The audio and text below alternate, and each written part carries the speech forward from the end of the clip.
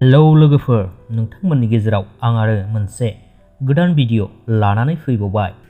लोगोफोर, बे भिडिअनि थाम्बनेल आरो टाइटेलखौ नायनानै एसे हमदां मोनखाबाय जानांगौ आं मानि सायाव भिडिअ लाबोदों। लोगोफोर, बे भिडिअआनो जादों बर'निनो मुंदांखा फावखुंग्रि बिथां पुजा मुसाहारिनि सायाव। बिथां पुजा मुसाहारिनि सोमोन्दै मोनथिनो लुबैदोंब्ला नैबे भिडिअखौ जागायनायनिफ्राय लानानै जोबजासिम नायलांदो। लोगोफोर, बिथां पुजा मुसाहारियानो जादों 1998 मायथाइनि 25 जानुवारियाव क'क्राझार डिस्ट्रिक्टनि थिपखाय होननाय जायगायाव जोनोम मोनदोंमोन। बेनिफ्राय बिथांनि फेमिलिया गासैबो गोबां बोसोर सिगांनो गसाइगावआव थागिबि महरै थाफैबाय।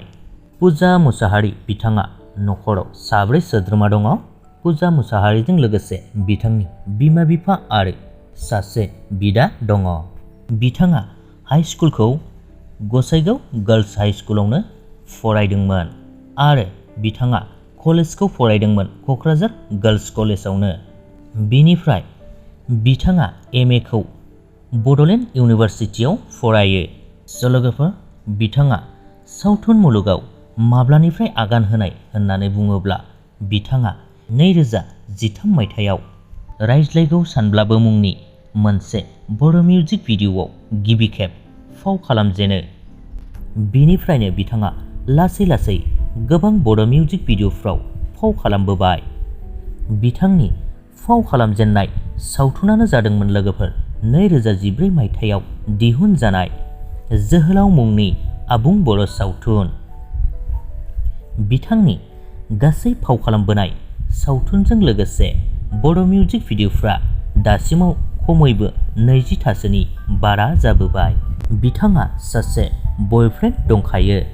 नोंथांमोनाथ' जानो हागौ गोबाङानो मोनथिखायो जानांगौ बिथांनि बयफ्रेन्डआ सोर।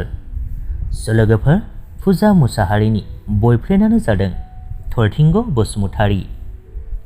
बिथांमोनहा सानैजों गोबाव समनिफ्रायनो मोजां मोनज्लायबोबाय। लोगोफोर, जानो हागौ नोंथांमोना बिथां पुजा मुसाहारिनि सोमोन्दै एसेब्लाबो मोनथिनानै गोजोननाय मोनबाय। लोगोसेनो भिडिअखौ नायनानै मोजां मोनदोंब्ला लाइक खालामदो, लोगोसे चेनेलखौबो साबस्क्राइब खालामनानै लादो। गोजोन्थों।